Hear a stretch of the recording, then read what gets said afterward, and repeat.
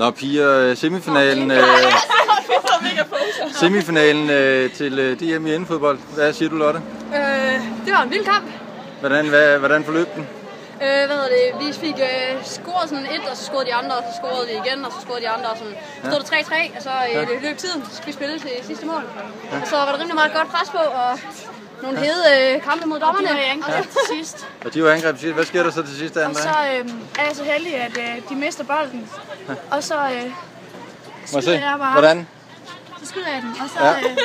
Med mig er sko. Med mig er sko, med mine sko, og så med mere held end forstand, så røg den kraftet med ind. Og vi er kraftet med i semifinalen. Og vi er i semifinalen nu. Hvad siger du, Maja? Kommer vi i finalen? Nej. Nej, jo, det gør vi. Vi er Danmarks 4 bedste. Ja, sådan. Og Ida er også på holdet. Og vi mangler lige Ida, ja. Og Maja Sillesen blev lidt skadet. Så I har faktisk kun 4 tilbage. Så vi har ingen udskifter. Så det er de sidste kræfter, der bliver brugt om lidt. Ind og give den gas. Fin spiller. Hun skyder.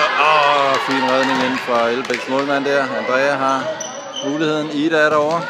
Ja, og der er scoret 3-2. Det ser lovende ud. Og der er 5 minutter igen her af kampen om tredjepladsen. Der er 15 sekunder tilbage. Vi fører 5-3.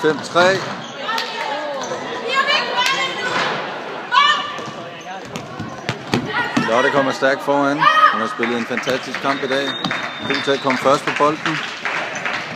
Og der lyder det. Vores hus har vundet tredjepladsen til DM inden fodbold 2014.